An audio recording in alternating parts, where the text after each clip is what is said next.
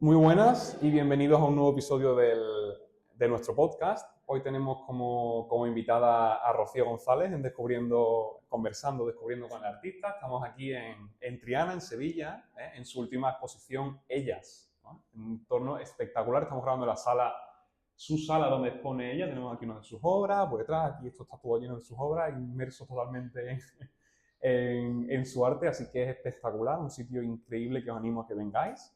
Y bueno, que nos cuentan un poquito, Rocío, por presentarte un poquito, antes de nada, eres ingeniera industrial, ¿verdad? Profesora de la Universidad de Sevilla, Sí. de ingeniería, artista, por supuesto, y bueno, además de creadora de una comunidad creativa, artística increíble, has expuesto en un montón de países, en un montón de sitios, bueno, un recorrido artístico impresionante que ahora quiero que nos cuentes un poquito y que te conozcamos todos un poquito mejor, ¿vale? Así que nada, pues Rocío, encantado de tenerte aquí. Igualmente, encantada. Cuéntame Muchas un gracias. poquito. Pues efectivamente, soy ingeniera industrial y artista. Mi especialidad es la acuarela, aunque también toco otras técnicas. Y estamos aquí en esta sala preciosa en Triana, en pleno corazón de Triana, en la calle Castilla número 12. En Triana es Arte, donde tengo una exposición, se llama Ellas, con un recorrido de retratos de ellas, de mujeres, pues con distintas narrativas y distintas historias que contar. Y invito a que vengan a verlo los espectadores y las disfruten. Sin duda es impresionante. Pues nada, pues ya sabéis, aquí estamos. Por empezar un poquito, ¿no? La entrevista y conversar un poco a que te conozcamos mejor. Eres artista desde hace muchísimos años, toda la vida. Cuéntanos un poco, ¿desde dónde nace, a dónde se remonta esta inquietud por el arte? Pues la inquietud por el arte está siempre ahí. Ajá. Está desde la niñez, desde que eres un niño, que el arte forma parte de tu modo de comunicarte, de relacionarte, de jugar, es un juego. Y bueno, pues verdaderamente siempre he tenido una vinculación con el arte. Y ya en mi edad adulta, pues el arte ha pasado de ser una afición en los inicios, o sea, ya has comentado, soy ingeniera industrial, a convertirse pues en una profesión también, en una segunda profesión. Sí, sí. Claro, ay, qué bueno. Y entonces dirías que el arte siempre ha estado ahí en tu vida, ¿no? ¿Cuándo nace entonces un artista? Digamos que desde el principio Un artista nace muchas veces. se nace artista. Exactamente. Nacer artista nacemos todos. En mi opinión, los niños son todos artistas. Son todos artistas o somos todos artistas. Y luego a lo largo de la vida pues se va aplacando ese instinto creativo con el que nacemos los seres humanos. Sí. Seguramente tiene mucho que ver pues la formación reglada y que donde no se promociona este tipo de formación artística, esta sensibilidad. Y luego pues puede renacer, volver a nacer en algunos momentos de tu vida, como ha sido mi caso. Yo he sido aficionada al arte siempre, pero hubo un momento en mi edad adulta en la que renací porque pasé a poner el arte en un primer plano y en profesionalizarme. Antes era una ingeniera que era aficionada al arte y ahora pues soy una artista que además soy ingeniera. Además. Ya, pues estupendo. Exacto. Sí, pues increíble. Y bueno, entonces, digamos que la curiosidad está muy ligada al arte, ¿no? Has dicho que esa parte se va perdiendo, quizás en la edad adulta. Sí. Y bueno, cuando ya digamos que sí te empiezas a tomar un poco en serio el arte, ¿cómo vas descubriendo esta pasión por la acuarela, que es lo que principalmente se basa tu obra, ¿no? Aunque también tocas muchas técnicas, pero eso, quería preguntarte por tu recorrido en cuanto a técnicas. ¿Qué otras disciplinas has probado del arte? ¿Has tocado? Disciplina, fundamentalmente, ha sido la pintura, el dibujo y la pintura, que es lo que siempre me ha movido. Y comencé con el acrílico, con obras de grandes dimensiones en acrílico. Y bueno, pues fui tocando la acuarela en algunas ocasiones hasta que llegó un momento en que me enganchó completamente. La acuarela es una técnica maravillosa. Que lo que más me encanta de ella es que es transparente y esa transparencia hace que no puedas ocultar nada. Una capa va a dejar ver lo que hay detrás de ella siempre y esa transparencia la hace o la convierte en una técnica que llaman una técnica muy difícil, pero verdaderamente eso la hace también especial. Y me gusta trabajar con el agua, con los pigmentos, con el papel. todo lo que engloba la técnica de la acuarela y todos los materiales y los elementos que la conforman me conectan, me atrapan. Y esa parte, yo he visto, vamos, sin ser, por supuesto, nada de experto en arte, pero bueno, sí es verdad que noto, lo estoy viendo, ese dinamismo, esa fluidez, esa transparencia, como dices, de la acuarela, totalmente se ve el contraste con el acrílico. ¿Qué más puntos ves así fuertes de contraste con con el acrílico, el óleo, aparte de esa transparencia, sí, otra cosa que es importante de la acuarela o que la hace o la diferencia del resto de técnicas, ajá, es las sorpresas que te da. Porque al final la acuarela se trata de teñir a través del agua llena de pigmentos, ¿no? Porque el agua es el medio y esos pigmentos tú los llevas al papel a través del agua. Entonces el agua luego es muy caprichosa. La puedes dominar relativamente, porque llegará un momento en que no la puedes dominar. Y entonces hace cosas que a veces no las esperas y que, bueno, son sorpresas gratas porque enriquecen muchísimo la obra. Entonces, esa es una parte de la acuarela, la parte espontánea, la parte expresiva, que es maravillosa. Entonces, tu obra está muy ligada, dirías, a la espontaneidad, a la expresividad. ¿Cuánto de espontánea puede llegar a ser la obra? Pues verdaderamente depende. Hay una parte de mi obra que es, digamos, más controlada, con más realismo. Y luego hay otra parte que sí que deja más rienda suelta a la espontaneidad de la mancha.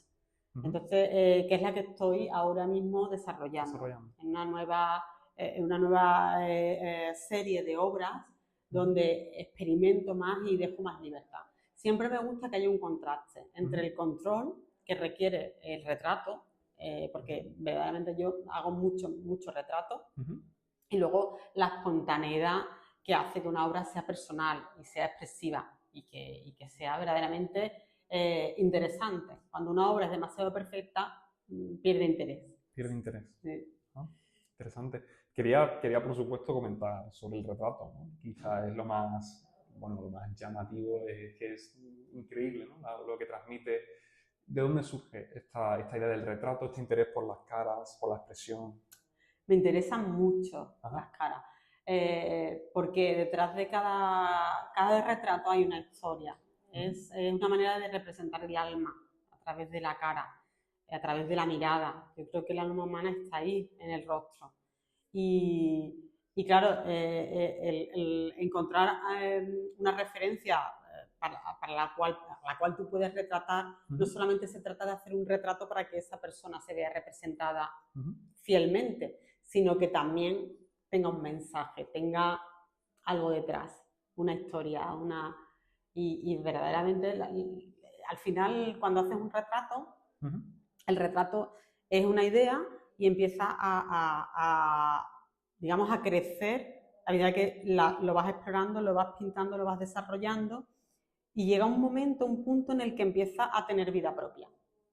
Entonces ese retrato ya es una persona más, es alguien más ahí que está y que la saludas y puedes hablar con él, y finalmente pues ya, si le pones el brillo en los ojos, cobra vida absoluta. Es el punto final, es el punto final, donde ya dices, hola, encantada de conocerte, eres pues una persona más, o un alma más que tú le has creado. ¿Y qué otro estilo, por ejemplo, animales, paisajes, qué otro, digamos, otro tipo de pinturas has hecho? Bueno, verdaderamente también los animales, he pintado muchos animales. De hecho, antes de empezar con los retratos, estuve pintando muchísimos animales. Me gustan mucho los animales. Y siempre he tenido un cierto respeto al principio, cuando comencé con el retrato. Hasta que pues una profesora mía, una maestra mía, que era una pintora fantástica, Reyes Fernández, me dijo, Rocío, ¿por qué tienes miedo a pintar retratos si ya lo estás pintando? Y yo le dije, ¿pero qué estoy pintando? Si he pintado un gorila. Dice, pues un gorila, has pintado un retrato de un gorila. ¿Qué diferencia hay entre retratar a un animal y retratar a una persona? Al final es un retrato también. Y bueno, me dio esa valentía para decir, oye, es verdad, voy a dar el paso y voy a pasar a retratar personas. Y ya ahí, pues, entré en un mundo que no tiene infinito. Qué bueno. Sí. Qué bueno. Has hablado de Reyes, ¿no? Profesora, mentora. ¿Hasta qué punto es importante una mentoría, un seguimiento, Muchísimo. una instrucción en el arte de tener Creo que es importantísimo. ¿Sí? Es muy importante. Para mí Reyes fue una gran maestra. Una gran maestra, me enseñó muchísimas cosas. O sea, es importante la formación académica. Yo de hecho estoy estudiando el grado de artes.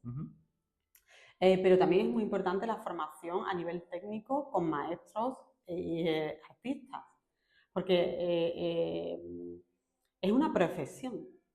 Y una profesión muy singular y muy especial, que tiene muchos aspectos que si no te lo enseña alguien que está metido dentro, es difícil de aprender. Reyes me enseñó muchas cosas muy importantes, perder el miedo, que eso es fundamental, al papel en blanco, atreverse a hacer cosas. Esa valentía me la insufló ella.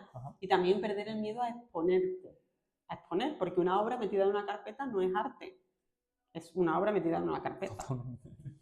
Hasta que no acaba en una sala de exposiciones como esta, para que el público pueda recrearse, verla, interactuar con ella, no es arte, porque el arte es una forma de expresión y de comunicación. Y eso también me lo enseñó Reyes Fernández, que era una magnífica pintora. Qué bueno. Qué bueno. Me interesa mucho la parte del arte, tu definición del arte, cómo entiendes tú el arte, ponerlo. Pero bueno, ahora iremos con eso. Primero quiero ahondar un poquito más en tu recorrido, en tus intereses, digamos también la cultura artística, cómo la has vivido, cómo la has estudiado, hasta qué punto es importante el estudio de los grandes maestros, el conocer la historia del arte. ¿Qué referencias dirías tú que tienes? ¿Cómo has ido tomando toda esa instrucción, ese aprendizaje? Precisamente los grandes maestros. Los grandes maestros son mis grandes referencias. Eso, porque los clásicos, los maestros, son los que pasan todas, los que pasan a la historia son verdaderamente de los que tienes que aprender. Porque si han pasado a la historia, significa que ahí es donde estaba el germen de lo que es el arte puro, ¿no? Entonces los grandes maestros como Velázquez, Goya, Vermeer, Sargent, Zorn, bueno, Durero, te podría hablar de muchos de ellos, y eso pues tienes que aprender de ellos, porque siempre tienen cosas que enseñarte. Y luego, en cuanto al arte más contemporáneo, sí que me gusta conocer a mujeres artistas contemporáneos, potentes, fuertes, me gusta, porque es verdad que la mujer ha quedado un poco, la historia del arte la ha ido ocultando, y tenemos muchas referentes ya, cada vez más, pero quizás no se han podido disfrutar tanto. Y hay que aprovechar que actualmente sí que están ahí, que hay grandes artistas vivas produciendo arte y generando arte que están ahí, y hay que disfrutarla.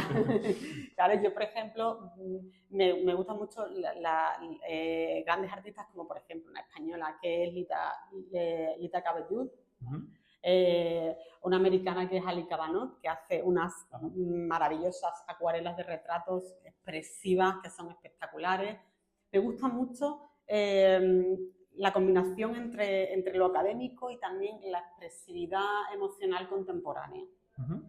Qué bueno, qué bueno. Pues súper interesante. Entonces, el estudio de los grandes maestros, arte contemporáneo, ¿cómo dividirías, cómo establecerías tú tus preferencias, tus gustos en cuanto a época artística, corriente artística, movimiento artístico? No tengo una especial predilección por... Bueno, sí que es verdad que, como digo, los grandes maestros son mis grandes referentes, independientemente de la época. Creo que en todas las épocas tiene algo importante y tiene algún gran artista del que te puedas enriquecer.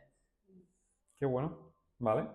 Pues bueno, ya que estamos hablando un poquito de evolución artística, la mentoría al principio, tu profesora Reyes, cómo ha ido evolucionando eso, me gustaría también quizá en algunos artistas, ¿no? Picasso tuvo su época azul, la paleta de colores en un artista, ¿qué importancia tiene? ¿Cómo va evolucionando? ¿Cómo la elige? ¿Va un poco con la personalidad? ¿Cómo va eso? Cuéntame Claro. porque no tengo ni idea. La paleta de colores, Sí. en la pintura, el color es una de las herramientas. Es que es fundamental. Y a mí el color es que me apasiona. O sea, el color me apasiona. Pero fíjate que yo siempre trabajo con unas paletas muy reducidas de colores. Suelo escoger muy pocos colores y muchas veces es difícil porque como siempre yo digo, es más difícil pensar qué color quitar a qué color poner, porque puedes poner todos los que quieras, pero ¿cuáles quitas? Para quedarte en aquellos que son verdaderamente... y aunque yo tengo obras muy coloristas, todas están siempre desarrolladas o ejecutadas con muy pocos colores. Una gama de 4 o 5 colores es suficiente, entre los que están pues, los primarios o similares a los primarios, para generar, bueno, pues todos los colores, infinitas combinaciones. Entonces, bueno. Y también me gusta mucho experimentar con los límites de cada color. Por eso tengo muchas obras en monocromáticos también, ¿vale? Porque ¿hasta dónde llega este color? ¿Hasta dónde puedo llegar a comunicar con él? Y hay muchas obras mías en colores turquesas, violetas, azules, ¿vale? Me gusta trabajar el color, solo centrarme en ese color y trabajar por los volúmenes con el claro oscuro que todos conocemos y que es fundamental. Eso me impresiona muchísimo. Aquí tenemos paredes monocromáticos. Sí. Y es increíble. Quería preguntarte también, o sea, para desarrollar, es que ese control del color, de la luz, de la sombra, pero al fin y al cabo con un color como estás dando, como dices, todo el volumen, todo el claro oscuro, ¿cómo mira un artista en su día a día? ¿Cómo, no sé, tú estás comiendo una manzana y la observas, el volumen, o sea... Pues te tendría que decir que sí, que probablemente los artistas acaban siendo un poco obsesivos. Obsesivo. Es así. Es decir, efectivamente, incluso con los colores. Tú ves un autobús y estás mirando que esa sombra que tiene es naranja, pero la otra es más rojiza, la otra tiene un tono azul y la otra tiene un matiz verde. Es decir, estás buscando siempre luces, sombras, matices en el color, siempre, continuamente. Texturas, es muy obsesivo. Y eso acaba desarrollando ahí una... Claro. Buah, increíble. Claro, eso me parece impresionante, sobre todo también cuando me explicas, porque antes me has estado explicando tus obras y es que te emociona porque tú lo ves y dices, guau, son increíbles, ¿no? Pero luego te escucho a ti diciendo, pues aquí este color, esta tela, tiene su significado, tiene su punto, aquí te estás fijando que esto tiene un matiz, y es que es increíble. O sea, te das cuenta de la mente del artista cómo está continuamente trabajando, sí. ¿no? Me llama mucho la atención, esto, ¿cuánto digamos, de innato o de preparado, digamos que el artista cuando adquiere, digamos, esa inteligencia sobre el color, el volumen, tarda mucho en prepararse la obra o es muy espontáneo, la trabaja mucho? Bueno, yo te puedo hablar de mí. Por supuesto, sí. De mí, la obra se está gestando mucho antes de ponerte ante el papel. Vale. Es decir, la obra empieza a estar en tu cabeza cuando estás caminando, dando un paseo, dando una charla, mirando pues cualquier cosa, unas manzanas, como has comentado antes. Es decir, es que esa obra empieza en tu cabeza ya a crearse y a nacer antes de empezar a ponerte a coger un pincel. Entonces, hay un proceso detrás. Yo siempre digo que la obra no se firma con una firma al final, se firma desde el principio, desde que empieza a nacer en tu cabeza. Bueno. Ahí empieza ya el artista a tomar decisiones. Me gusta ese color, me gusta esta idea, porque todo lo que llega a ti va a entrar en tu cerebro y va a empezar pues, a hacerse ese guiso, ese cóctel. Y ese cóctel nace en la cabeza, nace en el cerebro y nace en cualquier momento.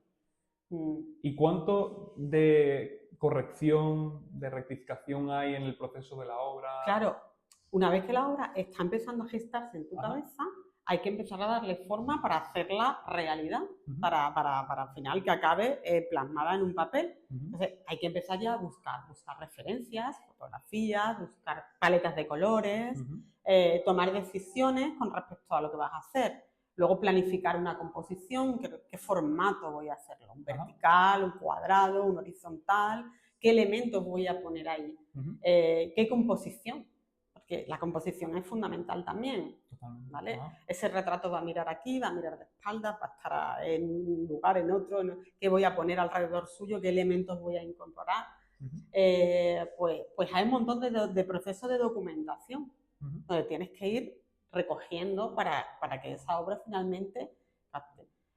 Luego ya, una vez que tienes todo planificado en tu cabeza, incluso, bueno, pues tienes unos bocetos y unas ideas, pues ya empieza el proceso de pintar, de pintar. Y ya dentro del proceso de pintar, de nuevo, es como digo, pues es una aventura. Porque es como cuando uno planifica un viaje maravillosamente bien y dice, ¿cómo te ha ido el viaje? Pues ha salido todo perfecto, tal y como lo planifiqué. Pues entonces tienes que pensar que ese viaje ha sido muy aburrido. Porque si todo ha salido como lo planificaste, ha sido un aburrimiento. Lo ideal es cuando haces un viaje, lo planificas y de pronto dices, ¿qué ha pasado en el viaje? Uy, pues mira, se nos perdieron las maletas, pero acabamos en este sitio y al final nos perdimos, pero encontramos. Es decir, hay que planificar, pero luego hay una parte de que van surgiendo problemas, como has comentado, a lo largo de la ejecución, que hacen que, lógicamente, eso se enriquezca mucho más. Qué bueno. Entonces la parte esa de espontaneidad siempre está ahí, ¿no? Siempre y la vas trabajando siempre. Siempre está ahí y el error siempre está ahí también. ¿Y hay algún punto, alguna vez que te haya pasado en el que hayas dicho, es que no me gusta esta obra, la cambio por completo? O sea, que me iba a ir a Milán, ¿no? Y me voy a... Bueno, a la India. Sí. Esta obra no me gusta, me ha pasado miles de veces. ¿Cómo afrontas eso? Eso. Pero ¿me voy a otro sitio o no? Ajá. Yo lo afronto de la siguiente manera. La obra siempre hay un punto, casi siempre hay un punto en el que tu obra no te está gustando. Vale. Y eso es un punto de frustración que el artista debe superar. Porque es como si dice, voy al Milán y, oye, me he perdido el avión, ¿qué hago? ¿Me quedo en casa? No, voy a buscar otra manera de llegar a Milán. ¿Vale? Entonces hay que confiar en el proceso. Mi mantra es decir, Rocío, no te gusta nada lo que estás haciendo, esto no me está gustando. Mi mantra es, confía en el proceso y continúa. Porque te va a dar resultados. La mayoría de las veces acabas llegando a Milán. Qué bueno. Acabas llegando, Aunque buscarás la forma de reconducir y además es interesante porque es cuando vas a descubrir cosas nuevas. Porque cuando te encuentras con escollos y con problemas y tienes que solucionarlos, oye, pues si no llego en avión, pues a lo mejor llego en barco. Y he podido descubrir una nueva ruta y ha sido más enriquecedor que la planificación inicial. Entonces, ese proceso siempre me digo a mí misma, confía en el proceso. Y casi te podría decir que muy pocas obras las he desechado ante esa frustración inicial que me ocurre. Siempre sigo adelante. Cuando estás en ese punto de no me está gustando lo que estoy haciendo, ¿cuánto digamos, tienes alguna persona, opinión, grupo de personas de confianza, tú les preguntes, oye, mira, no me está gustando, sé que lo tengo que terminar, pero no consigo dar con la tecla? ¿Buscas mucho una segunda opinión? No suelo hacerlo. No suelo hacerlo. Normalmente la opinión la busco cuando ya está la obra prácticamente terminada. Vale. Para ver qué impacto tiene sobre la persona que lo ve, ¿no? Eso sí me gusta hacerlo con mis personas de mi familia y de mis personas cercanas. Les digo, mira, pero cuando ya está casi terminada o en un punto en el que yo ya me he recuperado de esa crisis, sí. ¿Vale? Siempre, cuando ya confío en que voy a llegar al final. Y pido su opinión porque me viene muy bien, porque me dan su punto de vista y me ayudan. Me ayudan cuando ya además estás en ese punto en el que ya tu creatividad se ha quedado un poquito vacía, ya tu pozo está vacío, has echado toda tu agua ahí y dices, oye, pues me hace falta rellenar un poco, una chispa, algo que me vuelva a inspirar. Y me viene muy bien. Pero es en esa fase cuando yo la muestro. Qué bueno. Entonces, el proceso de creación de la obra es quizá muy individual, muy propio del artista, muy... Sí, yo pienso que sí. Debe serlo, ¿no? O al menos no sé si debe serlo, en mi caso lo es. Es muy introspectivo. Muy introspectivo. Sí. Interesante, desde luego.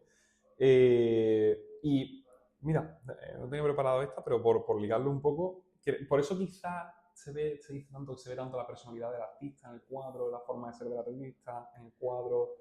Claro. Porque no, o sea, es un reflejo de su mundo, como Totalmente. es muy importante, está muy ligado al arte, a la obra final, cómo es esa persona, cómo... Totalmente. Aunque no quieras Totalmente. buscarlo, ¿no? Aunque no quieras buscarlo, y eso es lo que tiene el arte que también me encanta. Ajá. Y es que el arte no es muy, muy transparente, te va a mostrar la realidad. Es muy difícil engañar a través del arte. Hombre, sí que habrá algunos que sean expertos, ¿no? Los copistas, ¿no? Los que hacían, ¿no? Copiaban obras y las hacían pasar por falsificaciones, supongo, pero salvo esos que son expertos en falsificar, que siempre hay falsificadores en la vida, ¿no? El arte es muy verdadero. Muy verdadero. Y el arte muestra a las personas tal y como son. Tal y como son. Es bueno. Así. Es muy difícil engañar a través de una obra. Pues me lo quedo. Sí. Súper interesante. Me gustaría preguntarte también un poco por tus próximos pasos, ¿no? A partir de ahora, pues bueno, has expuesto en un montón de sitios, has expuesto en Francia, en España, en Barcelona, en Madrid, Sevilla, Turquía también. Sí.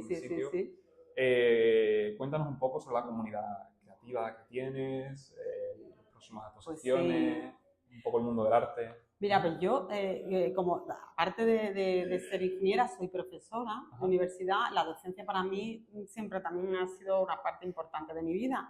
Entonces, siempre he pensado que para crecer aún más es bueno enseñar, porque no hay mejor forma de aprender que enseñando. Es así. Entonces, pues he creado una comunidad que se llama Artes con Alas de Gorrión. Es una comunidad donde, aparte bueno, pues cosas formativas, ¿no? Lo que se hace, pues, es hacer exposiciones y hacer, pues, eventos en comunidad para que ese arte sea compartido. Y bueno, pues de hecho ahora en otoño tenemos una exposición de acuarelas de pequeño formato que se llama Pequeñas Miradas aquí en Triana es Arte, que está teniendo un éxito muy grande y bueno, pues es una manera de dar ese apoyo a las personas que no se atreven a dar ese paso para exponer, como hizo conmigo Reyes, ¿no? Mi profesora. Yo también quiero hacer eso y quiero animar a que los que les gusta el arte y les gusta expresarse a través del arte, pues acaben haciéndolo de verdad, que es como digo, no metiendo la obra en una carpeta, sino sacándola y exponiéndola y bueno, y compartiéndola con el resto. Te tengo que preguntar por el nombre de la comunidad Alas de Gorrión, ¿de dónde viene? La verdad es que el nombre despierta curiosidad, así que es verdad. Pues mira, el nombre viene de una fábula que escribí hace tiempo para mis hijos, que se llama El gorrión y la flor. Y la fábula básicamente es un gorrión que queda prendado de una flor de almendro y se quiere parecer tanto a ella que se quita hasta las plumas, que se olvida que sabe volar. Y precisamente, bueno, pues el cuento tiene esa moraleja, ¿no? De que cuando te fijas en alguien y quieres parecerte a esa otra persona, en el mundo del arte ocurre mucho, porque nos encanta un artista y queremos pintar como él, pues nos estamos olvidando de nuestra esencia, de lo que nosotros tenemos, ¿no? Que en cuanto a expresión y personalidad. Ese gorrión pues olvidó que sabía volar, que fijaros que si es más importante saber volar que parecerse a una flor, pues mucho mejor, ¿no?